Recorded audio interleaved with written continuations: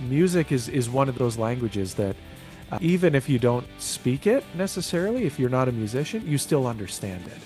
And it still has the power to convey any message that it chooses. So I think music is like ultimately an incredibly powerful thing for that. What is music to me? Probably everything, just based on that, right?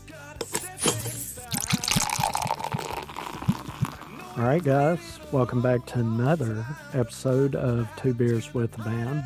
I'm your host, Chris Schrum. First, I want to thank everyone who has been with me since day one, and I want to welcome everyone who this is the first time. Today, I have the pleasure of sitting down and having a couple of beers with Mr. Mike Haggith. He is a Canadian singer, songwriter, multi-instrumentalist, and a beer connoisseur, if I can just kind of throw that in and see what happens. So, Mike, why don't you tell us a little bit about yourself and what beer you're going to be drinking? Yeah, Chris. Hey, first of all, thanks so much for having me. We had a bit of frustrations getting all the technology up and cooperating today. So, Yes. brother, you hung in there. I did too. We figured it out. We're two grown, capable men. And we sorted out the technology. So Right. that's worth raising a glass to. Right. Yeah. My name is Mike Haggith. I've been kind of writing music my whole life. I've always kind of used it as a way to like talk about the stuff that I never really knew how to just come out and talk about, I suppose. I've been recording for 20 years now. I recorded my first tape when I was 13. I'm 33 now. And yeah, I make like indie alternative rock, that sort of thing with a bit of like synth and like an 80s stadium vibe to it. Super cool. So if you're watching, I really do hope that you check it out. For now though, the real star of the show is well, I suppose I buried the other lead. My day job, I'm an airline pilot. So being that, yeah, so being an airline pilot, when I saw this Aviator Bicoastal IPA from Muskoka Brewery, I could not possibly turn it down. So I'm a Canadian. I'm living north of Toronto, about 45 minutes away from beautiful cottage country of Muskoka. Um, so I just had this beer.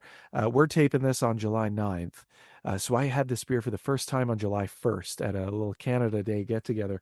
And I wasn't totally sure what to think. I don't always love IPAs, and this is strong. It's dark and strong. It's a 6.5. It's got some bones to it, man. And it was the smoothest I think I've ever had from what I remember. So I'm interested to throw it in the glass and try it again and All right. see if that memory holds up. So Chris, what are you drinking? And then I guess we'll pour them up. I am drinking, there we go. Oh, let's back it up a little bit. I'm drinking Blackberry Farms Hazy IPA. This is a 7.1 ABV IPA. I'm sorry, from from Tennessee. I've had a few beers from Blackberry Farm Brewing in the past, and I've enjoyed them, but I have not had this one. I have no idea how this one has um, escaped me. So I think what I'm going to do is go ahead and pour it in a glass and let's get started. Yeah, Cheers. let's do it. All right. Okay. Ooh, that's looking pretty good. This beer, let me see with the camera. See if the Oh, camera hey. can see that. Man, that's a nice color. I hope the color is showing on the camera the same way it looks here. That is a very, very clear beer. Did I say this was hazy? It's not hazy. It's just an IPA. That's Oh, my okay, okay. mistake. I'm used Ah, to there you saying hazy because that tends to be mostly everything I pick up, but this is just a nice. plain IPA, not hazy. And I'm glad oh, there we go. The camera Yeah, yeah. changed. That's a better look. It's got a beautiful white foamy head, very clear. I'm really interested in taking a sip. What do you got? Right on. So here, I get to shove the camera down. So first off, be enjoying it in the official Haggith family glass with our family shield on an unofficial, I suppose, branded Mike Haggith coaster. How's that? Haggithception. So here we go. We'll get the pour, and I think I can even get some good audio here. We'll bring the microphone in.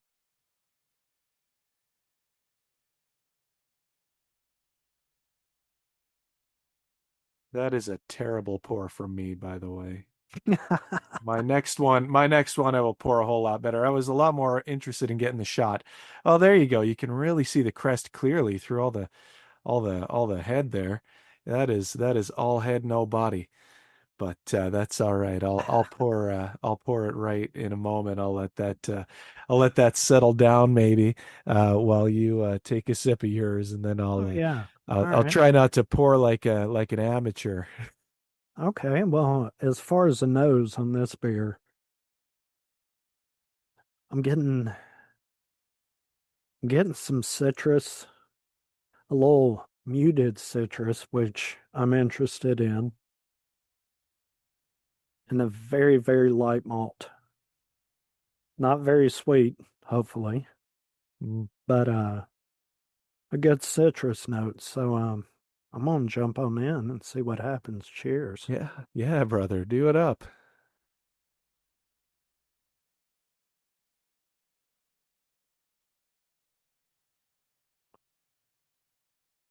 Mm, I like that. Yeah. I It do looked like pretty that. smooth from the face. You could tell a lot from the initial reaction with the moment it kind of hits the tongue, and it looked like it was very smooth. It is smooth. It's got a Yeah, good citrus note to it. The malt is there, but just enough to kind of clean up the hot bitterness. Now, there is a bitterness on the very end, but it's light. I like the way nice, this was done. It has a good citrus note, but it's not too citrusy. It doesn't really lean, as far as like pineapple, oranges, lemons, it really doesn't lean heavy into any one fruit. It's just nice. like a nice citrus bite to it. I enjoy that beer, man. That's Yeah. awesome. Yeah. Yeah, All right. So cool. let's see what you All get. right, all right. Well, first of all, here I'm gonna bring that back in, and I'm gonna try to pour like an actual competent human being. Man, why couldn't I just do that the first time? All right. Well, still How's quite a your bit ahead to it, but Oh, that's all right. yeah, it'll dissipate as we go. But so here we go. I'll reset the camera there. We'll bring this on back, and here we go. So cheers, brother. So Cheers. this is so just looking off the can here. Um, So they talk a little bit about this Aviator IPA, and they say it aims to merge the best qualities of a West Coast and an East Coast IPA into one. They call it a hoptastic beer. Not really a word that I ever knew existed, hoptastic, but we're about to find out. Strong citrus notes right off the bat. I always really like that. So I've never been like a huge IPA guy. Um, unless there is like a really, really strong kind of citrus aspect to it, I suppose. Yeah. That's always kind of been my favorite. Like if I can try like a nice craft beer, something that's got some real good body to it, and it gives you like hints of like apricot or something, especially, I seem to be a real sucker for that. This is a little bit more, I don't want to say pineapple, maybe more orange. Like it's definitely got that citrus end to it, so I really, really like the smell of it. This is, as we may be able to see, can't really see through it at all. So this is quite hazy. Um, Okay. very thick. You could not see through that at all. All you get is staring right back into your soul, which is quite nice. I actually really do a nice, like a nice thick IPA. I kind of feel like I've been staring into my soul for the last hour. Yes, man. Okay, so this is exceptionally smooth. So this is what I remember from about a week ago. Um, I remembered first looking at this, like, okay, if they're going out of their way to use the word hop-tastic, that jumped out at me. I was like, well, that's going to be like incredibly hoppy. I'm expecting something, pretty overly bitter, with that kind of bite to it. Yeah. And I honestly, I just don't really get like an aggressive bite from this. It's got just kind of the right balance of like sweet and bitter, exactly what you like from an IPA, Yeah. and a little bit of a sort of like that citrus just kind of lingers in the aftertaste, but you don't feel that bitterness right in your throat that sometimes you can feel with like a really aggressive one, Yeah. like sometimes it'll almost just feel like there's a little bit of bitterness sitting right in your throat. um this has none of that. This is incredibly smooth. I'm talking not quite lager smooth, maybe like a almost a pilsner finish. It's fantastic. I will be buying so much more of this stuff. It's so good. Again, the Aviator Bi-Coastal IPA from Muskoka Brewery, right here in good old Ontario, Canada. Wow. Man, I wish I could get some of that here in Nashville, but highly, highly unlikely I'll ever be able to enjoy that. So I guess I'll just have to work with what I got right here. So, Well, I think it's so cool that we both decided to bat lead off with an IPA too. That's great minds think alike, or fools seldom differ. I can't quite figure it out, man. why don't we go with yes? We'll just say yes, both of those. Yeah. Yeah, that's probably the best way to go about it, man. Yeah. Yeah. Oh, that's brilliant. Yeah, I love it. Okay, so I have read that you're an avid writer, producer, and advocate for mental health support in Canada. Yeah. Um, and the reason I want to start with that is because I think mental health has a huge bearing on music and artists worldwide, not just here in the US, but worldwide. What are your feelings as far as mental health and music? Yeah, I would be very inclined to agree. So for me, there have always been times in my life where, either things are really tough or things are amazing or things are just absolutely horrible. And I've always found that the constant is music. Um, so when I was a kid, I would always be listening to like classic rock and stuff like that. And that was always kind of my go-to, and that was like my feel-good stuff. Then kind of in my teen years, a little bit more angsty on those angsty days, I would always be turning to like Nirvana. Uh, I had In Utero on CD. I think I just about wore that thing to death. And then on my more mellow days, or like, when you're kind of going through something, you're feeling a bit more introspective. Um, an album that I really turned to was A Rush of Blood to the Head by Coldplay. Just phenomenal, very introspective work. The soundscapes on that record are incredible. And so I've always tried to carry a lot of that stuff into what I do. With my music, I've basically ended up just telling my life story. So the good, the bad, the ugly, it's all in there. Um, and I found that when I'm really going through something incredibly difficult, I can always kind of just turn to music to help me tell that story, to get it out of my system.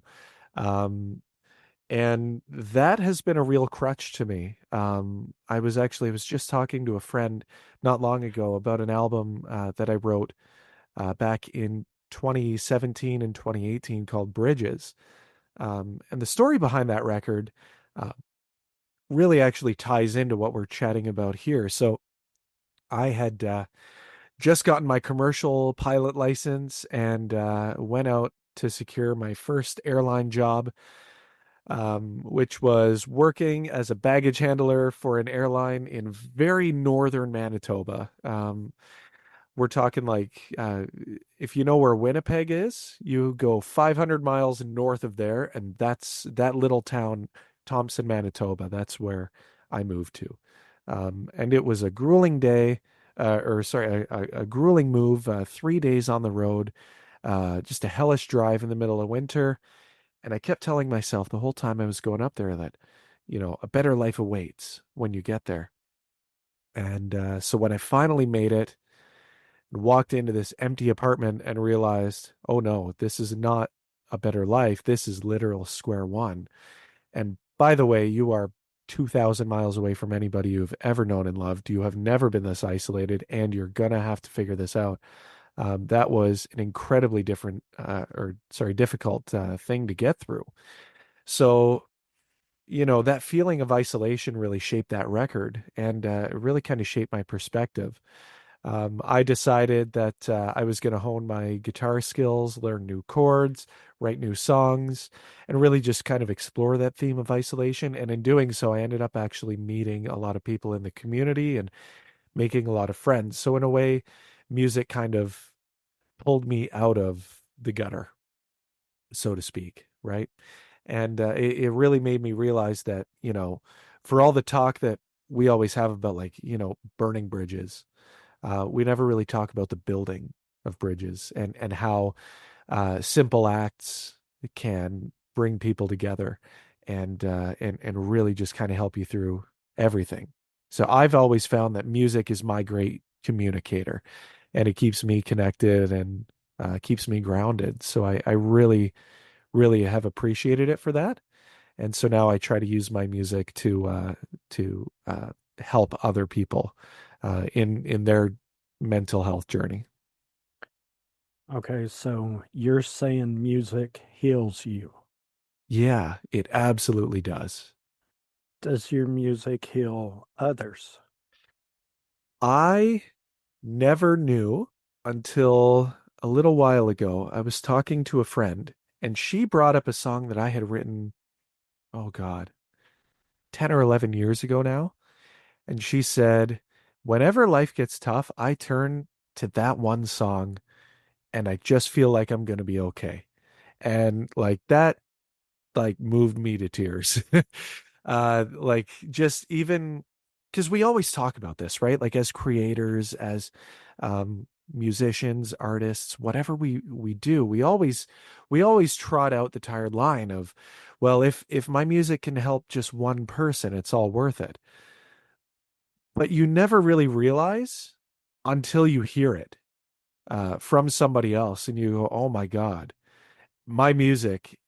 I know it's helped at least one person," and it's incredibly moving. So I am very proud to say that, as far as I am aware, my music has helped others, and I am insanely humble, or like just humbled by that, and so grateful. What does music mean to you? Good question, dude. Yeah, dude, that's great. Music to me is everything. It's it's a communicator. It's a universal language. How many times have you heard a song being sung in a language that is unfamiliar to you, but the emotion transcends? How many times have you heard a song where the instruments or the soundscape is foreign to you, right? But it still transcends. Um, so music is one of those music or sorry, one of those languages that um, even if you don't speak it necessarily, if you're not a musician, you still understand it. and it still has the power to convey any message that it chooses. So I think music is like ultimately an incredibly powerful thing for that. So I don't know, man. What is music to me? Probably everything, just based on that, right? What does your music mean to you? My music. All right. How do I put this without sounding full of myself? No, Um, be honest. Be oh honest man, to you me. know what? My music to me is my legacy. It's the thing that after I leave this big beautiful planet of ours, after I am long gone, after I'm nothing but a memory, my music is what is going to survive me. And because I sort of tell my life story through my music, I consider music to be sort of my key to immortality, if that makes sense. Where the more of my story I can tell, the more of me will survive me long after I am ever gone. And a part of me I like to think will just live forever in my work. Okay. What Yeah. should someone hear or feel when they listen to your music? Oh, well, what should they hear? They should hear the greatest music of all time. Uh, um, what should they hear or feel? Dude, this is a great question. I love So, that. so Um, yeah. should the listener interpret the song based on their emotions at the time? Or I is think so, there a yeah. message in the song that is direct? It really depends on the song because I've written a whole lot of stuff, but I think the biggest thing that I would like people to sort of think about when they hear my music, especially if they listen to an album start to finish, because a lot of my stuff is concept in nature, where it's like a period in my life, a problem, all the songs kind of tell the story. So above all else, I'd like people to, when they hear my music, think about a time in their life when they felt the same way, or perhaps they're going through a similar thing. For example, um, a couple years ago now, and I'll pull this out. This is an album called If Ever Comes the Day. I released this in 2020. And this was basically the story of how I ended up in a situationship where I basically ended up being the other guy. If that resonates with anybody out there.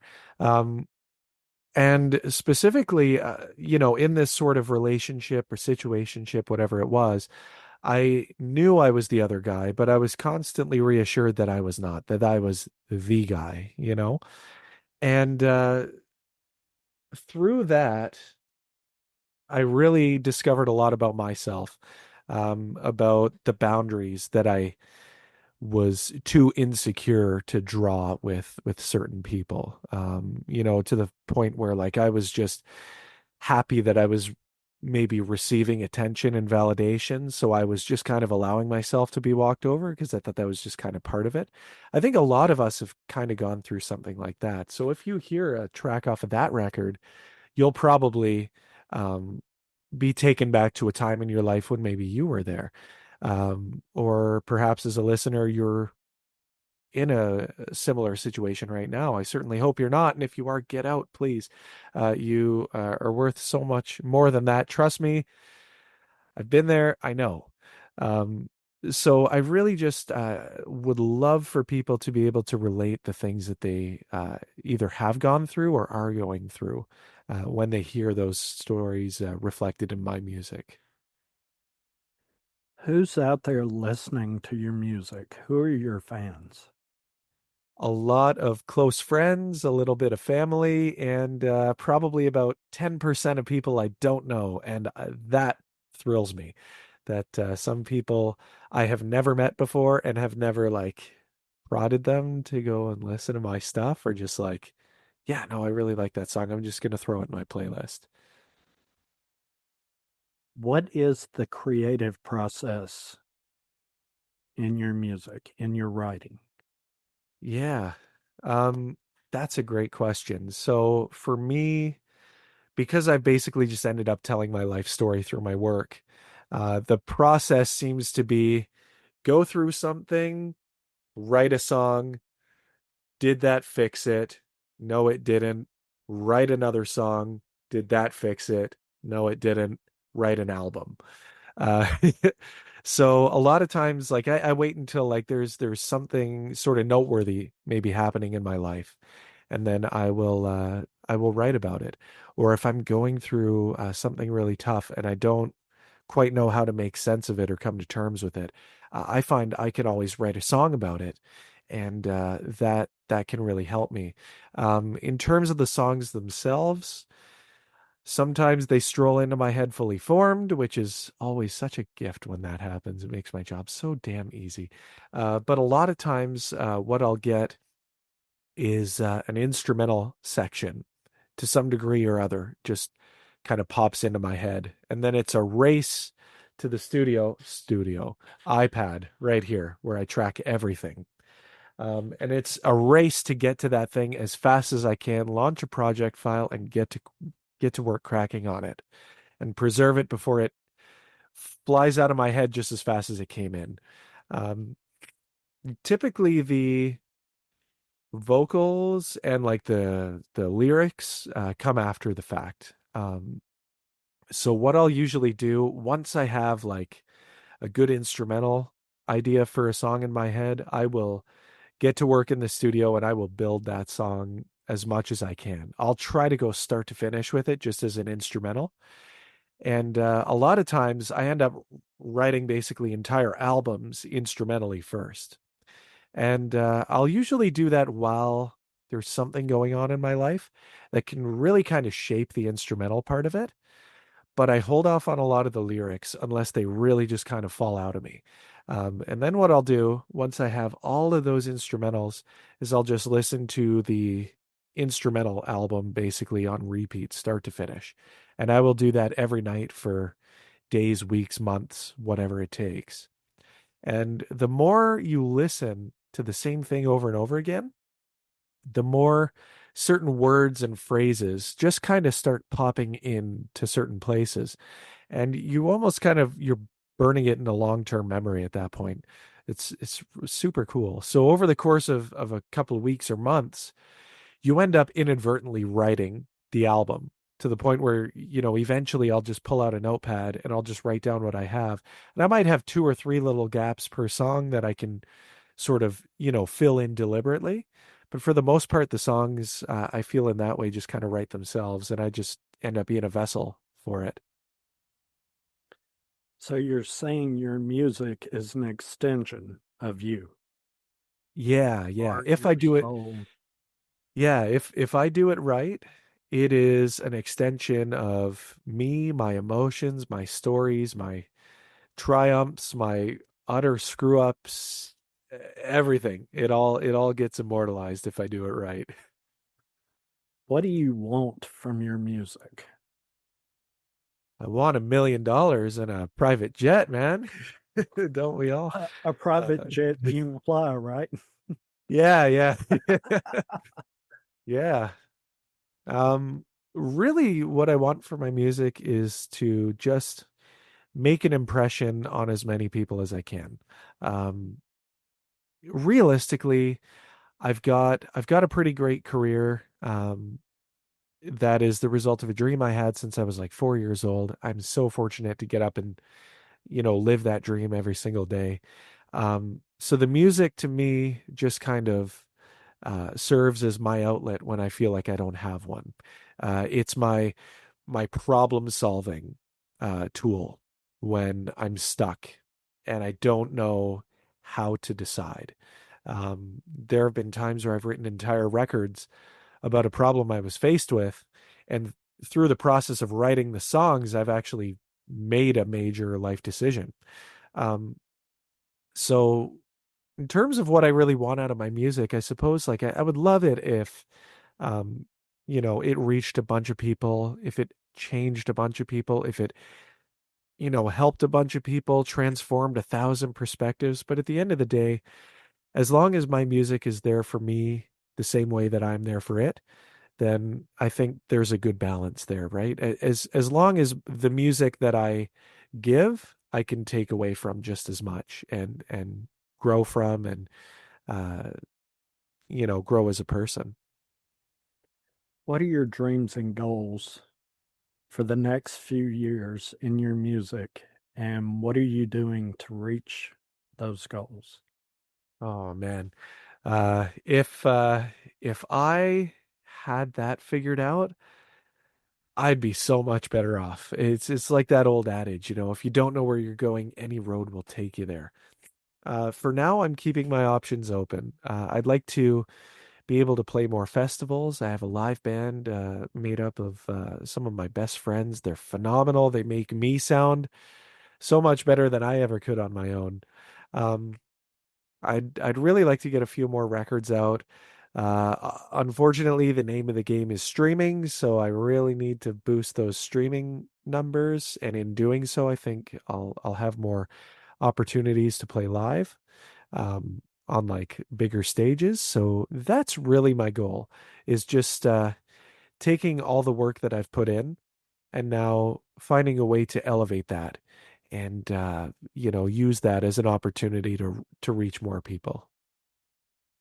Um, Where do you, where do you see yourself in the next 5 years as far as musically? oh man, the next 5 years, I really hope that I'm just doing what I'm doing now. Still actively writing, still actively recording, producing, sharing that music with the world, sharing my story, living the best that I can, and at the same time, still, nurturing a really rewarding flying career. One of the things that I would love to start doing is touring, but not in the traditional sense of like throw your crap in a van and start driving. Um, I think I've got a unique opportunity as an airline pilot where I lay over in a lot of different cities every night. So it would be really cool to grab a travel guitar and take that with, and then just play little pop-up concerts in different cities every night on those layovers. So that's something that I hope 5 years from now I am like doing somewhat steadily. Because I just think that would be super cool. And not many people have that opportunity. Now, I know at B&A here in Nashville, in the airport, there are so many different areas where you hear live music, where Yeah. people are performing with either a single instrument or a couple of instruments. I mean, it's Nashville, Music City. Yeah. Think that even a short layover at an airport, maybe 2, 3 hours, if you had that guitar, is there somewhere in that airport where you could play your music? Yeah, it would really depend on the airport, but a lot of them now have little stages. So I my home base is Toronto, Pearson, and there are a couple areas there where they'll occasionally host live music. Um, I think Edmonton has that as well as Vancouver at least. So that would be something that, obviously you've got to coordinate with the airport authority and all that stuff too. But when you get your schedule, you could absolutely be doing that. Um, and that's super cool too, because that is a captive audience.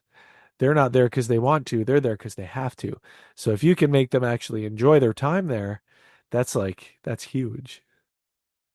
You need to get that travel guitar. I mean, Yes, you right? need to do that. Oh yeah. You have an opportunity that so many indie musicians do not have. Yeah. You need to captivate on Yeah. Yeah. that man, that's awesome. I didn't Right. think about that till you brought that up, but you're Oh, yeah. right. You have I hate to say it, but you have a trapped audience that's going to listen to you just because there's nothing else to do.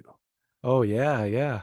And if your music resonates with one or two of them at each airport, I mean, you'll have fans everywhere. Yeah, and that's a really cool thought, and I really like the idea of that. And that's where like even just getting the travel guitar and like, so if I'm laying over in a city like Halifax and I'm there for like 16 hours, well, if I land in the afternoon, I could easily go to a coffee shop and play in the evening and then still get my 8 hours of sleep and then go fly out in the morning. So there is like ample opportunity to do that. And I think above all else the tour shirt that I could make would be crazy because I could just have Yes. like a little map of North America and little string like red line and just be like, how the hell did he play there one night and then there the next and then there and then way the hell over there? It's like, well, it's like he just flew from one place to another. It's like, yes, that's the idea. All right, y'all. What's up? My name's Harkos. I edit everything around here at Two Beers of the Band podcast, but I wanted to hop in here real quick and let you know a little bit about my podcast called Music Making Sense Podcast. All links are available at mmcpod.com, of course. But what is Music Making Sense Podcast? Well, it's a podcast designed and dedicated specifically to music marketing, branding, and how to have success, real success as an independent artist. I'm constantly dropping videos that dive deep into strategies and tips and tricks that you can use as an independent artist to help you grow your fan base in a real and sustainable way. So if you're an independent artist struggling with the marketing and trying to do everything DIY all at the same time and could use some help, come on by Music Making Sense Podcast. All links are available at mmcpod.com. And if you're not an independent artist, but you happen to know someone who is struggling with their music marketing, again, mmcpod.com for any and everything Music Making Sense Podcast. All right, I'm going to shut up now and get back to this great conversation. Let's go. You should have a t-shirt that has like you know, the old school t-shirts where a band would do their entire tour on the Oh back of the yeah. t-shirt. Yeah, yeah. Yours would be so awesome. It would be so full and so random with Well, random, names yeah. that are so close together that Yeah, yeah. someone walking behind you looking at that shirt would be like, how could you possibly do? Yeah. And you need to make sure somewhere on the back of your shirt, obviously at the top you have your name, and then have it on the front as well. Oh yeah. Man, that's crazy. Yeah. I I'd do live my name and then I'd have a little QR code where people could just walk behind and be like, Yes, how the hell? And then scan it. Boom, right to Spotify. There you go. yes, Everybody who buys a t-shirt is a walking ad. exactly.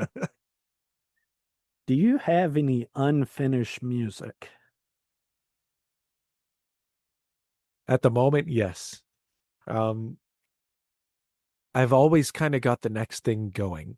So in that way, there's always something unfinished because I'm always working on the next record, whatever it might be. Um, so at the moment, uh, okay, this is kind of cool because I haven't actually announced this anywhere. But I'm very hard at work behind it. So at the moment, I am mixing track for track a live album right now. So my backing band and I, we played a show back in May, and we got a good board feed from that show, which almost never happens. Usually the audio's blown out or something happens. This time we got a really, really good feed, and I've been able to actually go through and enhance the audio quite a bit.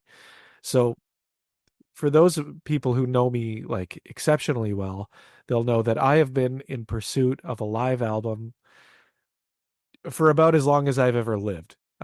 That's been kind of my white whale, I suppose, right? Right. And so finally, I, I I'm only halfway done working with the audio, but so far it seems incredibly promising that we may have that coming, which is really cool because like I do a lot of the studio work for these songs on my own. But then I go out and I play them, like we play the big festivals and all that, and I've got a live band.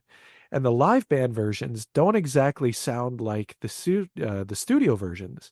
So we've had people come up to us and be like, dude, I love the way the live band does Hot and Cold. I prefer that over the studio version. When are you gonna get a band version of that song on like Spotify or whatever it might be? And I've always just said, oh, well, we're trying for a live album and maybe we'll get it at some point. We might have it. I don't want to alarm anybody, but we might have it. We're working real hard on it. So I'm working on that. And then I'm also working on my next studio record right now as well, which may or may not feature members or the entire live band.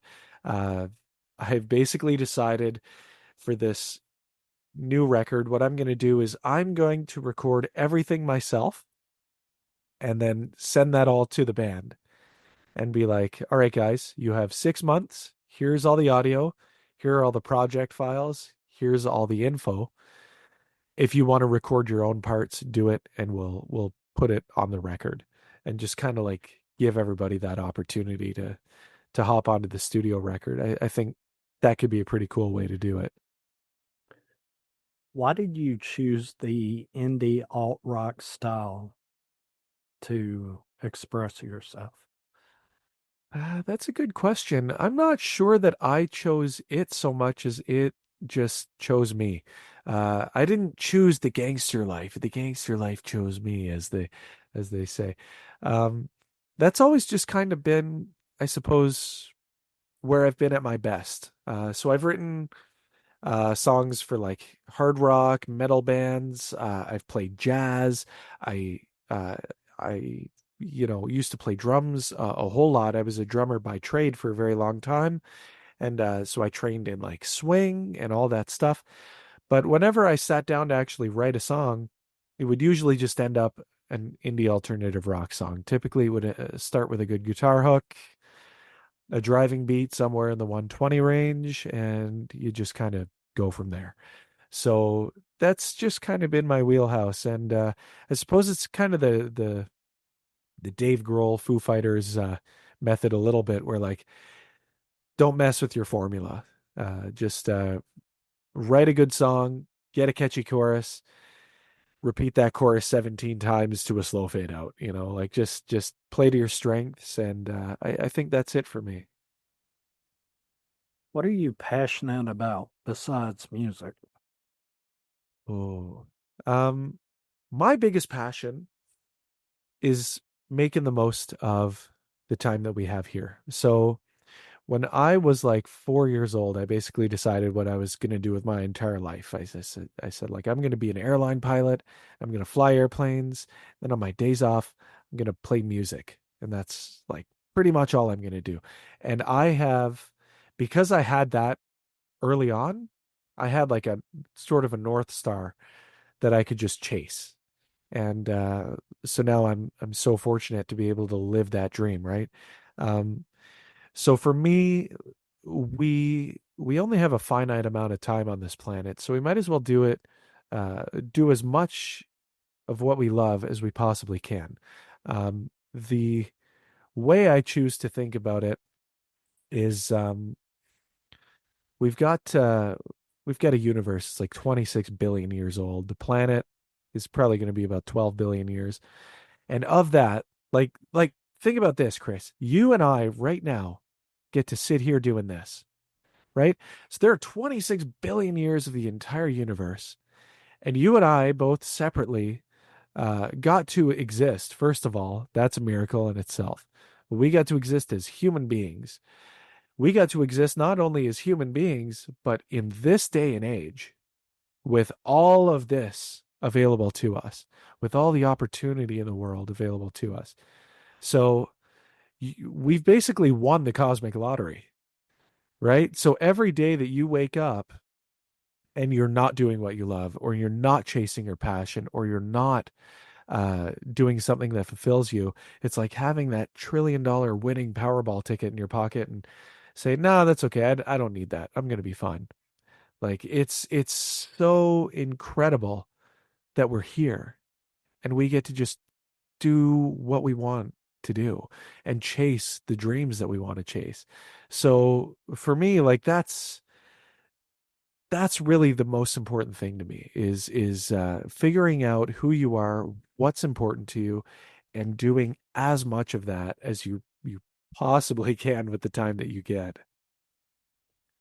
What sacrifices have you made in the pursuit of music, and was it worth it? Ooh, sacrifices I have made in the pursuit of music. Financial, financial, and time, and then more financial sacrifices. Um, yes, so worth it. Um, having, a love for music can be a really expensive thing, right? Like you're buying equipment, you buy guitars, or in my case, I decide the exact sound I'm looking for, and I don't buy guitars to match those sounds. I rent them just long enough to record it and see if I like the sound.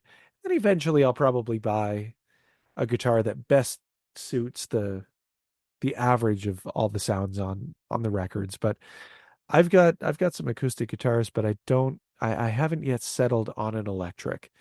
So when you consider all the gear rentals, you got to buy an iPad, you get your sound system, your interface, your condenser mic, all these things. Um, and then for me, my live band is actually in a city 6 hours from here, in a city where my following really is, because I don't really live where my following is. I need to break into this market. That's a short and long term goal, I suppose. So now, even just to rehearse with the band, I've got to have days off of work. I've either got to drive 6 hours each way or fly up there and fly back, which I do fairly often, all of which costs money. We play a festival up there. I'm on an airplane up there to go meet up with everybody, rehearse, and go play the show. So the money never really balances out. Like I'll never sell enough CDs or LPs or whatever to like break even on the money aspect of any of this. But at the end of the day, I guess I don't really care, because you can always make more money. You can always go pull overtime at work. You can always go do that. But you can't ever be 25 again. And when I was 25, I was so fortunate. Like, even though I was in flight school and I was working two jobs and I was burning the candle at every end, I was still so fortunate to like be at the helm of a really killer indie rock band. Nobody can ever take that away. Um, I've gotten the opportunity to play some amazing festivals, so some incredible indoor shows. I can always go to work and make more money. I can never go back in time and have that experience at that point in my life, but I have that. So for me, any sacrifice that you put in, be it money, time, energy, effort, whatever it is, it's worth it as long as you love what you do. All right. And before we get into my next question, I'm going to go ahead and get into my second beer. Ooh, well, I suppose I should finish my first. All right. Well, I guess while you're doing that, nice, by the way, I'm going to go Thank ahead you. and introduce the second beer that I'm going to be trying. That Ooh, is a very pretty can. it is I honky tonk. enjoy that Okay. can art. There are Yeah. so many beers out there that have unique can art that is just kind of like, so. I enjoy so many color or the multitude of colors on this beer. Anyway, It's very it's very like almost vaporwave, you know? yeah, it's kind of got that Yeah. like 80s movie thing going. If that, Tron, maybe Yeah, yeah. way back in the day. I'm picking up on Anyway, that. Yeah. this is a 7% ABV hazy IPA Haze Fest from Honky Tonk Brewing. here in Nashville. Nice. Go ahead and crack this. Yeah, do it. Put it in a glass. Well, just from the pour, that looks a little dark. Yeah, it does look a little dark. Yeah. Let's set that over there. You see, for all you kids at home, that's how you pour beer, not how I poured it. Let you guys That's see this. that's good. Oh yeah. That is a very deep gold hazy Oh IPA. yeah. Obviously, you cannot see through it. It's Yeah. real bad reflection, but it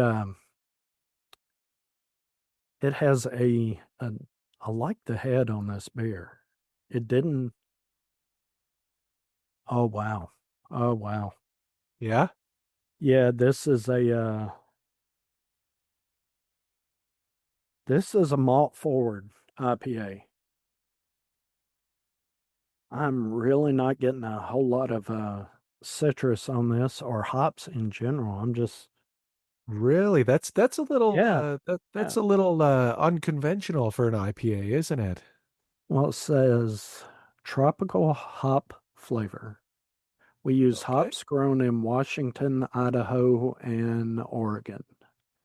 Contains raw wheat, flaked oats, malted barley, hazy yeast, and a whole lot of hops. Wow. Okay. Okay. I am getting the flaked oats really, really up front in this beer. Yeah. Getting a little bit of the wheat as well. Let's see if the flavor profile changes.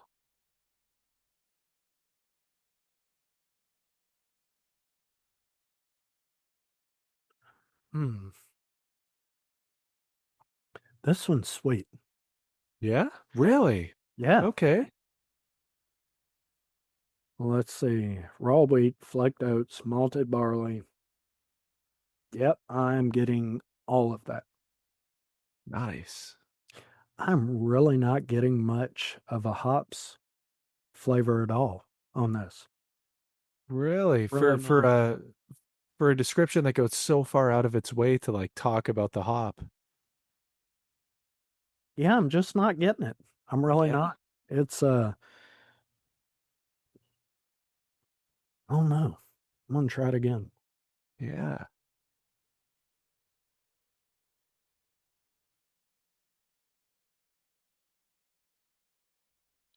Man, it is not there. Really? Yeah, I'm getting wheat, oats, and barley. Okay. In fact, that is really all I'm getting.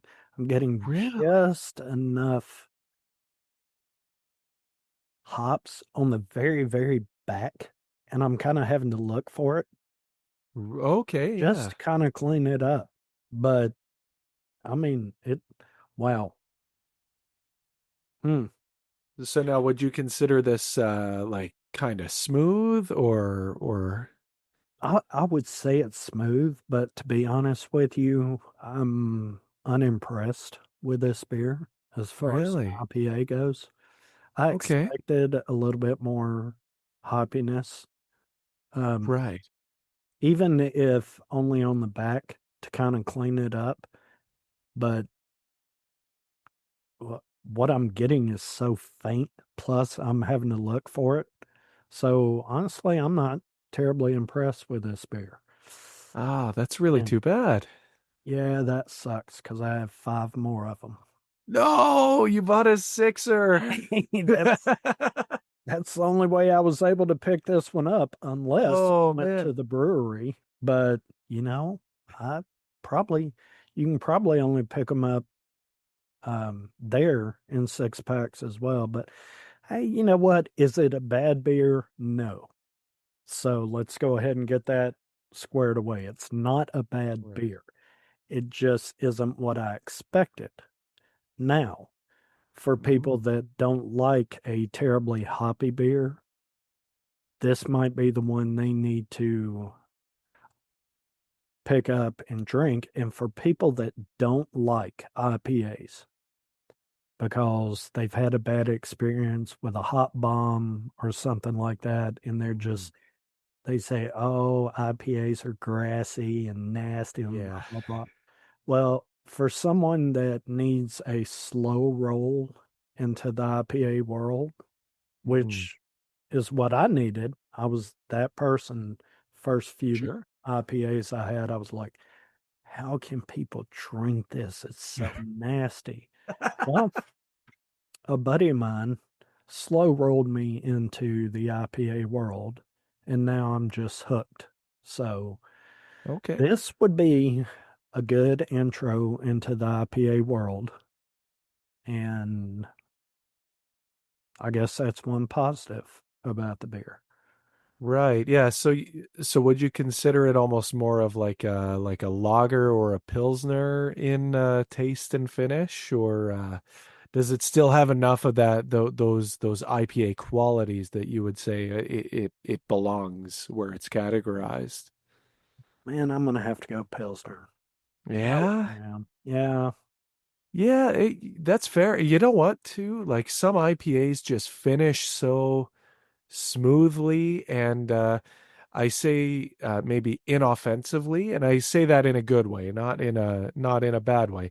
That sometimes you just kind of almost get like a IPA up front, Pilsner finish. And I will say I'm sort of partial to that, I think.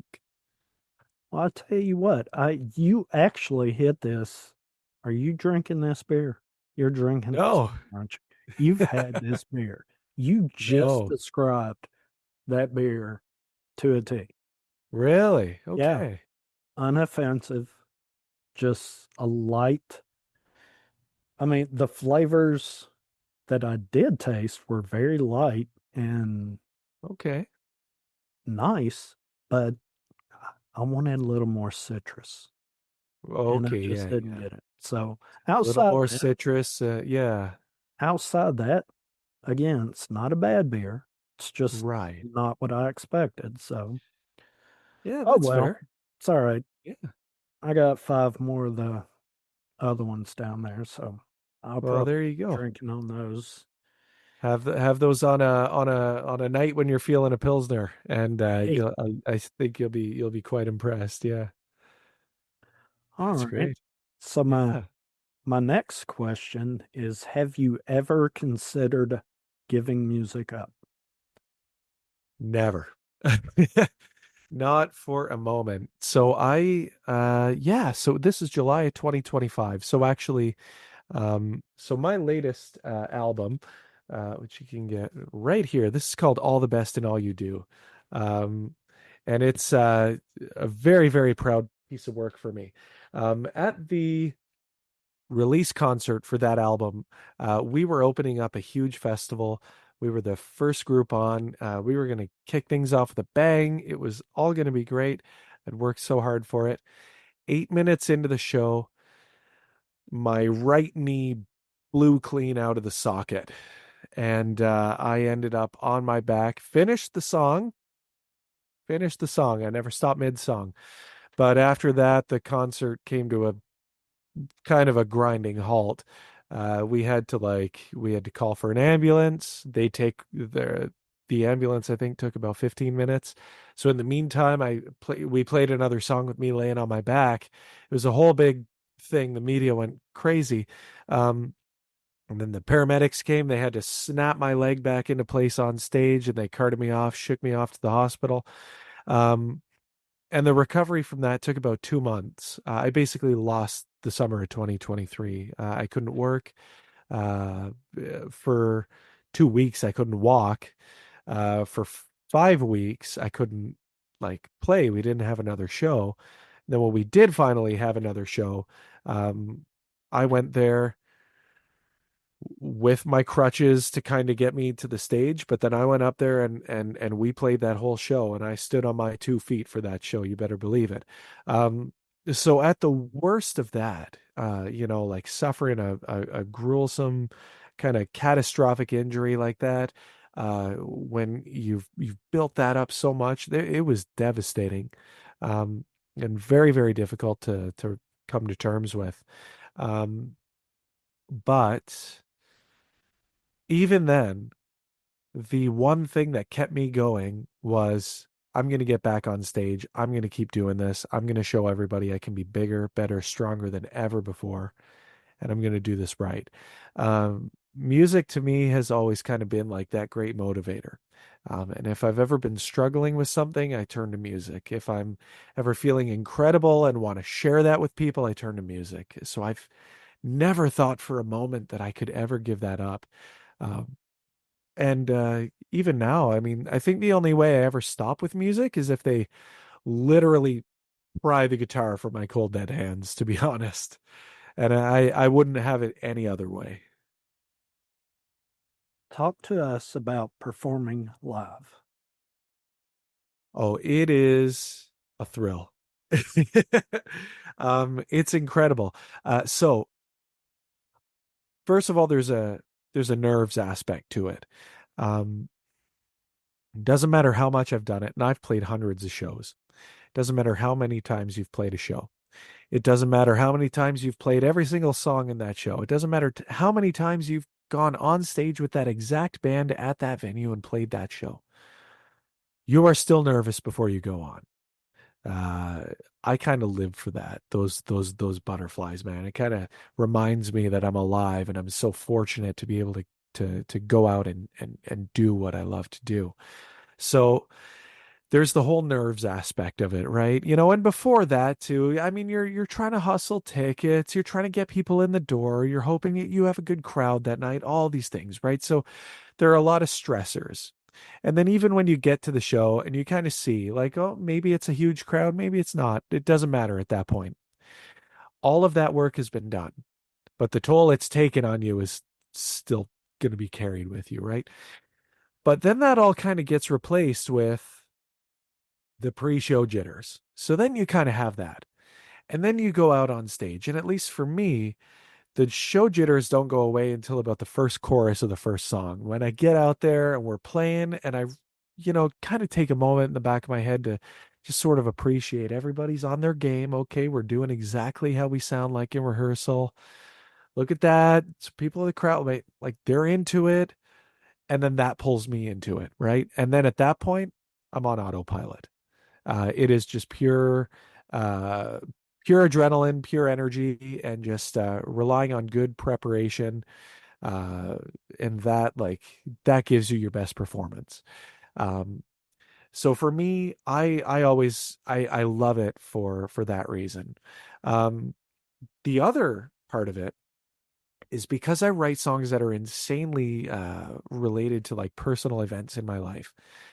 We'll build a set list, and the set list is really just kind of a mosaic of different songs from different albums. So like here are my latest three albums. So if ever comes a day, 2020, Bridges 2021, but as I had talked about before, I wrote this in like 2018. And then All the Best and All You Do, which I put out in 2023. So we pick a lot of the songs for our set list from these three records right here.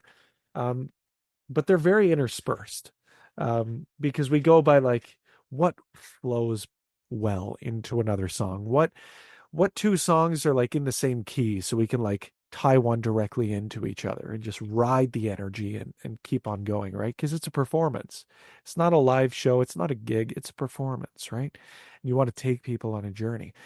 But in doing so, the set list kind of becomes a bit of a jumbled mess of, songs from when I was doing great in life to like this one I was like insanely like just down in the dumps to like another one where things were good to another one when I was sort of aimless and needing direction to another one where things were just horrible.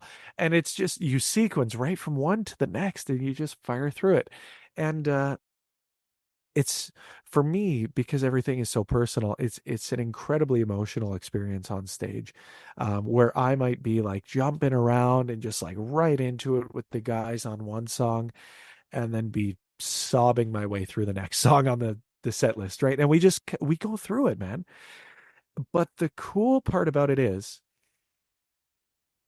every single time we play one of those songs that I wrote when I was just really at my lowest, and we play it competently and we play it well and we fire right through it like it's just another day at the office, but we've got energy, we've got emotion, and we hit the nail on the head the way we rehearsed. We come through it on the other side. A part of me heals, right? Because a lot of those songs, like if I wrote them when I was like, for lack of a better phrase, broken, and then we can play those songs that I can relive all those emotions in real time, but it starts and it's over in 4 minutes on stage. I'm in front of anywhere from like 50 to 2,000 people. Um, I am at my most vulnerable. I might be sobbing my way through a song, and it has happened, and it is an experience, man. Let me tell you. Um, but then at the end of it, we come through it and we come through it tightly, cohesively as a unit, as a band with my best friends who I love, who I trust, with the most vulnerable parts of me, with those times in my life when I didn't think anybody would ever understand or ever be there for me. And I can look out in the crowd and I can see the effect that it had on people. Then when we get through that and we're on to the next track in the set list, a part of me heals because a part of me goes, yeah, man, you were there. You wrote that. You felt it. You survived it then, and you thrived now. And to me, that is so important. And you can only get that level of healing and vindication and pride when you play it live, because that's just where you can really relive the worst parts and just come out in a way better spot. So I live live to me is just like the absolute pinnacle of everything that we work toward. Which one of your songs is your favorite? Morningstar. So Morningstar was written for well, actually it was written really before this album took shape. If ever comes the day. So this is the one about like the situationship and being kind of like the other guy. But Morningstar is different. Morningstar made this album because it kind of deals with loss of direction, um, and feeling sort of aimless in life, which is how I felt through the majority of this record. So in that way, it worked and it tied to the theme. But the song itself was actually one that I sat down and it just kind of fell out of me one day. Um, I was at the time I was in a relationship that was fine, but it wasn't like overtly fulfilling. I was trying to advance in my career, but I felt like I was going through the motions. I was trying to look forward to the next thing, but a part of me was just hell bent on like surviving today.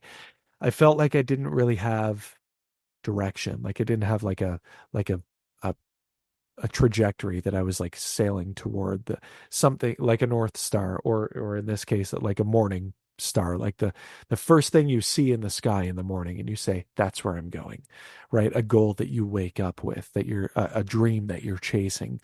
So this song really just kind of fell out of me. It was basically a plea to the universe to send me one, right? To help me rediscover passion and rediscover my direction and take on a new level of discipline where I could have a dream and chase it and make it happen for me. Um, and in a way, the universe sort of ended up actually answering. Um, it's a great song, if I can just say that. But it's one that means so much to me because of just where I was in life. And also, it's the first song that I ever recorded on GarageBand iOS on the iPad. I kind of did it as an experiment to see just what kind of quality I could get out of this.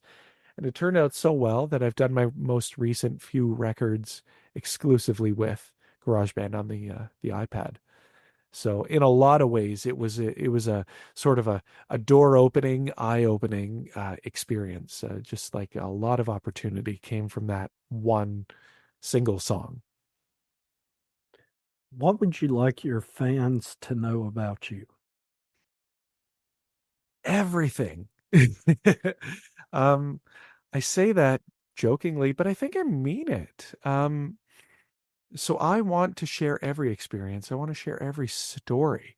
I want to share every triumph, every tribulation, every high, every low, everything. Which is why I think, it's one of the reasons that I think it's so important to tell your entire life story through your music. Chronologically helps too. So a lot of times that's sort of how it ends up.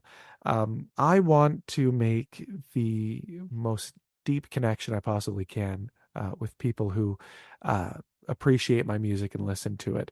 And the best way is to just give every single part of me to everybody and say, pick and choose what you like, discard what you don't, and tell me what relates to you and why. Like, share your stories with me, and I will do the same through my music, through my emails, through social media, and we will be best friends together, and we will share everything that we can. Do you think you connect enough with your fans on social media? Ah, no. But I think that's more a factor of social media than anything else. First of all, your reach is incredibly limited as an independent creator, as I'm sure a lot of people can attest to. But social media is weird because social media for everybody is a highlight reel, right? We only ever really share our best on social media. We don't really like to share our worst. We don't really like to share that part of us. So a part of everybody is usually missing from their social media, their insecurities, their low points, the things they're struggling with. And I think that's where you make the deepest connection. But the other part of it is, as a creator, you always feel like you should be doing more for your fans and for your followers and for the people who support you because you want to give every bit of value you possibly can to them. So I would say nobody will ever feel like they give enough of themselves on social media. But the best that we can do is simply the best that we can do. I share as much as I possibly can through social media, through my email campaign, my frequent flyer campaign, where I tell all the stories about my life and family history, where we came from, why I do what I do, what I've survived to get to this moment. And we just hope that it all connects, right? Like that's really the goal. Um, yeah, so I'd say we never really feel like we do enough, but I think we do, if that makes sense. Yeah. Yeah, right. Well, you have Um, a few music videos out there. yeah. What is your take on music videos, shorts, things like that for an indie artist?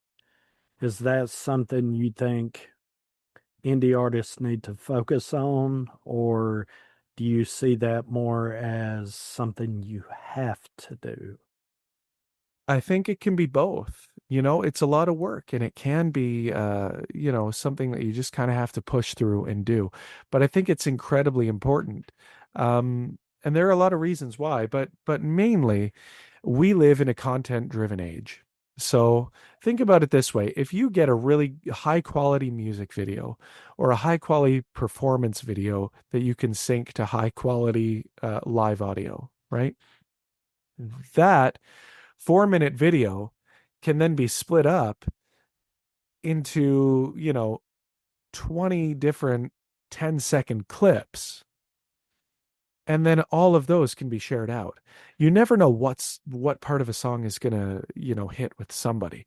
But there is no reason why, if you have, these incredible videos, that you can't be chopping them out and putting them everywhere.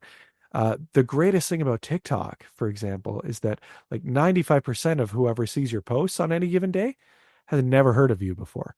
So you can post the same thing again and again, a week or two apart, and you can always make that impression on new people. But it's important to let people know, Yes, I'm still around. Yes, I've got a lot of cool things going on. And if you do it right, your social media, somebody stumbles across it. It's like they're walking past a venue and they hear loud music and they see flashing lights and they see people having a good time and they go, "Oh, I'm going to stop in there." And then when they stop in and they see all this cool content, it's like, "Oh, I found the party. Well, now I want to be a part of that too." So I think it's incredibly important, right? Um, yeah. If it's cool with you, I'd love to grab my next beer. Yeah, go ahead and Yeah? yeah. Sweet. All right, Chris. Here we go. You just walk in with two beers. So life is the ultimate choose your own adventure, okay? I need to preface that. So, You need to put that on a t-shirt. right. Yes. Yes, brother. So, Your I'm tour going to give t-shirt. I'm going to give you an option here. Oh, We okay. can either go with Hell's Lager, right? Or we can play a game, beer roulette. How, This is an unmarked can. I don't know what's in there. how do you have an unmarked can? Who do you know? You know somebody, don't you? I can only tell you if you say, Mike, let's play beer roulette. Mike, let's play beer roulette. You got it, brother. Let's do it. Awesome. Okay. I have a friend, a fantastic friend, an awesome friend who works at a brewery just a little ways north of the city where I live right now, Barrie, Ontario, which is we're about an hour north of Toronto. So he works in this brewery, Wales Brewery. And so he frequently gets like excess, like unmarked cans. Now, they all have codes on the bottom. Like this one has a 12. At one point in time, he did tell me because he gave me a few different ones. He handed me a few different cans and he goes, "Oh, yeah, this one's the IPA. Yeah, this one's the lager. This one's the Pilsner." But I don't remember any of the codes to any of the beers. So I have no idea if this is a lager, a Pilsner, an IPA, a sour, even. I have no idea. Mm, So, okay. beer roulette, we get to pour it, examine it together, and then I get to tell you what it is based on the appearance, the aroma, the flavor profile. That, my friend, is beer roulette. And maybe I'll actually pour it well, unlike the last one. Rest in peace, Aviator. You deserved way better than the pour I gave you. It was awful. All right. I'll tell you what, go ahead and open that can. All Give it right. a little pour. We'll go through a few more questions. All Let right. it settle. We'll jump in. Okay. Yes. All right. Yes. Yeah, man. All right. So All so right. is this a first? Is this a first for the show? We're playing beer roulette? Yes. First. Oh, everybody remembers their first, or so I'm told.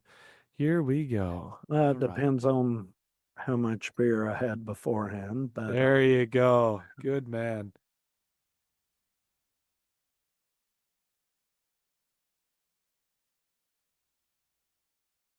It's a better looking pour than last time. what aromas are you getting right off the bat? I am a little too far away, but I will bring that back up and now let's have a look. Now, again, this is a blind test. This smells like just a perfect lager for a summer's day. Hold it up to the camera so everybody can Yeah. see it. So it's nice and clear. See that? Yeah. It's a tad bit darker than the camera is showing. I'm not an albino. I have a little bit of I got a little tiny bit of a tan, but you wouldn't know it from the camera. So it's not quite like the camera makes it look like a Heineken, basically, like a white beer. It Oh, does have a little bit of a color, as you can see if I hold it up to the door. Um, So it does have a bit of color to it, but not a whole lot. Okay, well, what do you get smell wise? Smells like a lager. Just a nice, easygoing, again, for lack of a better phrase, inoffensive, but in a good way. It smells like the kind of beer you would drink seven of watching a ball game under the sun on a hot summer day, which is exactly the kind of thing that I live for, to be honest. I would drink seven of a good beer. It doesn't matter what kind. Yes. At a ballpark on a beautiful sunny day. Yeah. Do you guys do you have a minor league team where you are, or a Yeah. major league team? Oh, Uh, you're in Nashville. You guys are making a play right now for Major League. we have the Nashville Sounds, which Okay. is a minor league baseball team that has been here forever. Is that AAA? I want to say yes, but Maybe, yeah. honestly, I Yeah. can't Because confirm that. you guys are a pretty big market. I know the Tampa Bay Rays are having all sorts of issues right now, and Nashville is one of the potential destinations that's being floated if that club can't secure a ballpark, and if the Orlando deal falls through. So Really? that's pretty cool. Yeah, yeah. Oh, that's news to me. Really? Yeah. Okay. Well, Yeah. see, here's the thing. I I love what Nashville was. I don't like what it has become. Really? In what sense? This city grows. 100 people move here a day, give or Yeah. take. And it's been like that for 15 years. So the Tennessee Titans, just the number, what the Titans did to this town. I'm not saying mm, kind of a sore spot because I enjoy going to the games, Yeah. but this city has just blown up. And Really? the Titans are at home and you don't go to the game. Well, you sure don't go downtown because you're not getting in anywhere. And if you do, you're standing there because Really? there are so many people in this town.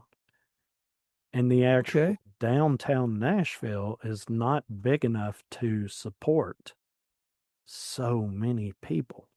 Right. Like the 4th of July was what, 5 days ago? And of course, I didn't go downtown, but to see the video of Broadway and 4th Avenue, unbelievable. They said there were 250,000 people downtown. Oh yeah. I That's crazy. remember when Nashville at its absolute best was 1,000 people. That's the Nashville I grew up in. Right. Okay. 250,000 people is way, way, way too much for me. But Right. I mean, it is what it is. I'm not a fan of change. So, of course, I didn't like the Predators when they came to town. I was like, Oh, oh, okay. Yeah. hockey. Why in the world does Nashville need a hockey team? It's Hey, Nashville. as a Canadian, I was saying the exact same thing because Quebec City could use the Nordiques tomorrow, and they would sell the hell out of that arena. But Gary Bettman hates Canada, and he loves all the Sun Belt teams. So Well, enjoy the Predators. I was like, it's Nashville. It. Yeah. Why do we need a hockey team? Who would come watch hockey? We're football. We're baseball. Then I Yeah. went to my first game, match, game. Game. Yeah. Yeah. And Speaking it's of match, something, isn't it? speaking of Yeah. match, Yeah. went to my first game. I thoroughly enjoyed it. Oh, Thoroughly yeah. enjoyed it.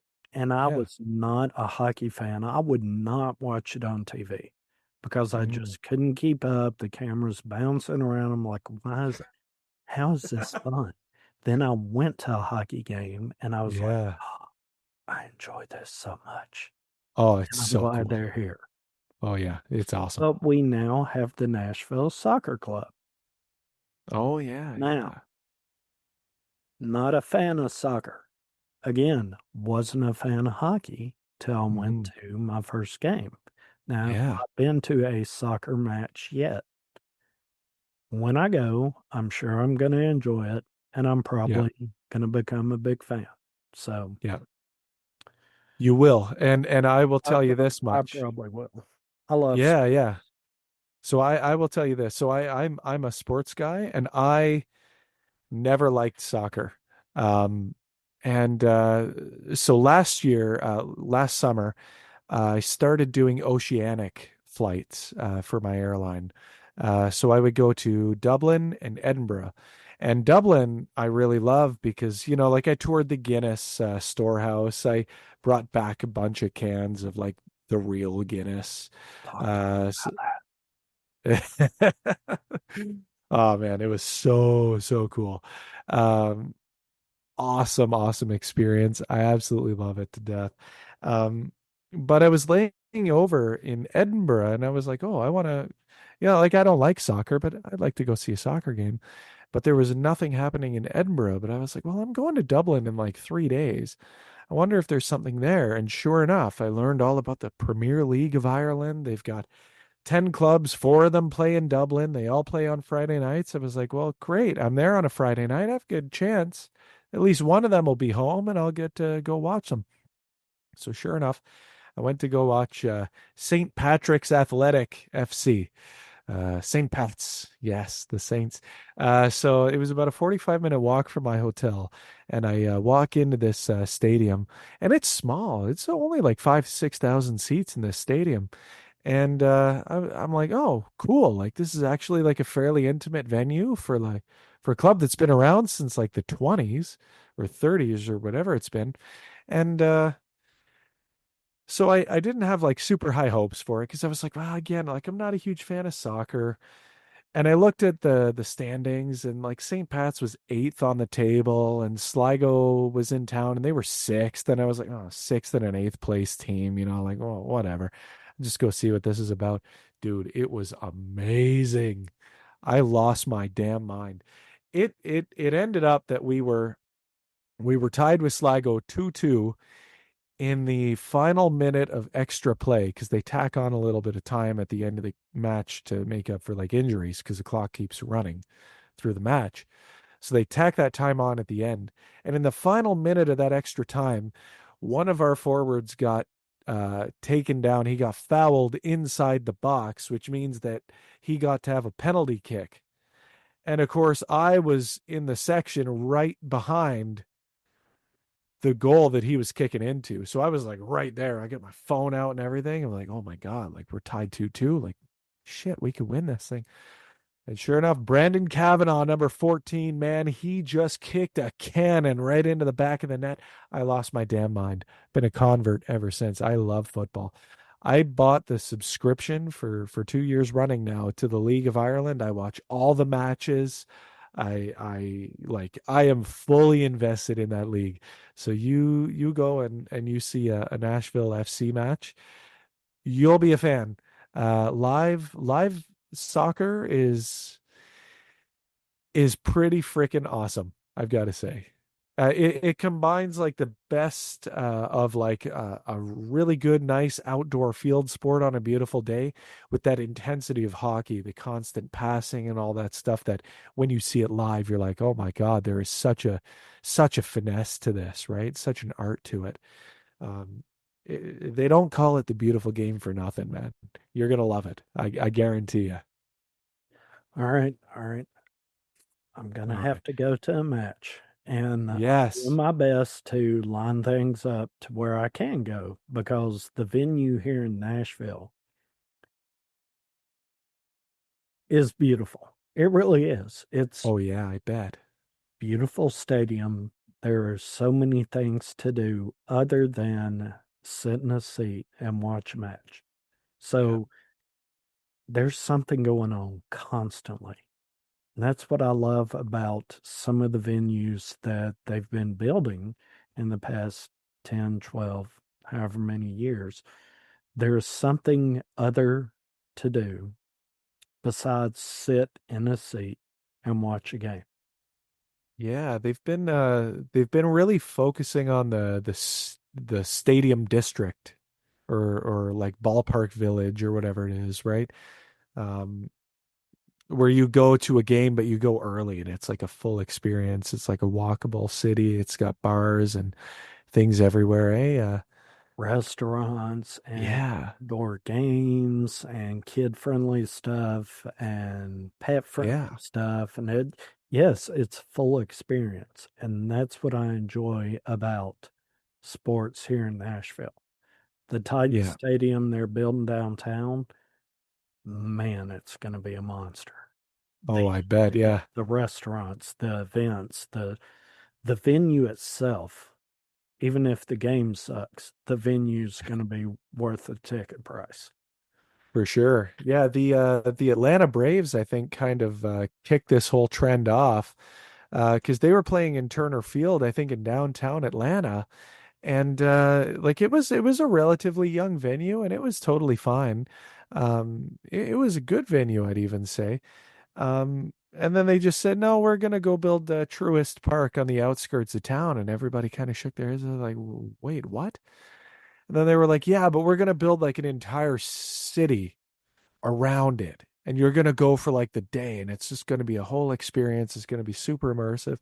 And man, it took off. Like now everybody's doing it to the point where even like Boston, they're talking about like Fenway Park upgrades and they're buying real estate around the ballpark so they can build their own village and stuff too. It's like, man, that's Fenway. Like you don't, dude, you don't touch Fenway. But they're like, oh no, we're gonna buy up all the surrounding real estate and we're gonna do all this. It's not just a ballpark anymore. It's not just a stadium or an arena anymore. It's a whole district that you flock to. You spend the whole day there, and they get so much of your money that way. But it's so cool that you don't really care. What is your favorite sport? Baseball has to be baseball, hands down. What's Um, your favorite team? The Detroit Tigers. And what a year to say that. We are best team in baseball, even better than the Dodgers, who spent like $1 billion on their team. We are 3 games today. We are 3 games ahead of the Dodgers for the best record in the entire league. Um, and they did it the old-fashioned way. They just nurtured a good farm system, spent 15 years rebuilding that were absolute hell to watch on the field. And man, seeing the Tigers doing well again is super super cool for me. Um, I was never into sports really that much as a kid. I mean, I've always really enjoyed hockey. Um, I'm a Canadian, so obviously. So I grew up in a city called Windsor, Ontario, which is actually right across the river from Detroit. So we used to take the bus over all the time and go to like Detroit Red Wings games, go to Comerica Park, watch the Tigers. So I kind of grew up doing that. So by the time I was 13, I'd watched the Red Wings hoist 4 Stanley Cups. Like I was insanely spoiled when it came to hockey. Um, but baseball I never really got into until I was 15, and there was this really cute girl in my music class, and I really liked her and I wanted to impress her, and she was really into baseball. So I was like, man, I'm gonna watch baseball and I'm gonna get real into baseball. And it was 2006, and that was the year that again the Detroit Tigers, man, they fielded just an incredible team and went on a miracle run all the way to the World Series until the damn St. Louis Cardinals smashed our dreams in 5 games and took us out in the World Series. But we made it all the way to the World Series, and there was one moment, I think it was in the ALCS, Maglio Ordonez steps up and he just smashes a home run to left field. It's like midnight or something, And there's a still frame from that moonshot going off the bat of Maglio Ordoniez, number 30, that sent the Tigers, catapulted us into the World Series. I think we beat Oakland, if I want to say. Maybe it was Oakland. I can't even remember. Doesn't matter. What matters is that moonshot from Maglio Ordoniez. Man, that place was electric. I was watching that game on TV. I cried. It was incredible. And to see the Tigers showing no signs of slowing down, you know, we've gotten close. We haven't actually won the World Series since '84. Man, I think this year might be the year. Um, and God, I'm so excited for it. I really am. This is definitely a lager, I can tell. What if someone contacted you and said, "Would you like to sing the national anthem at our next game?" All right, y'all. So that is the end of part 1 of the great conversation right here with Mike Haggith, right here exclusively on Two Beers with the Band podcast. I hope you've enjoyed this conversation so far. I mean, especially if you got to the end already, right? Make sure that you do me a favor, though, and hit like, share, follow, and subscribe. And don't forget that notification buzzer as well, too. That way you get notified when part 2 of this great conversation drops in just 2 days after this part 1 airs. So, depending on when you're watching this will depend on if part 2 is out already or not. But make sure, again, you like, share, follow, and subscribe. And don't forget to hit that notification buzzer so you never miss an episode of Two Beers with the Band podcast. And until then, I'll see you on part 2.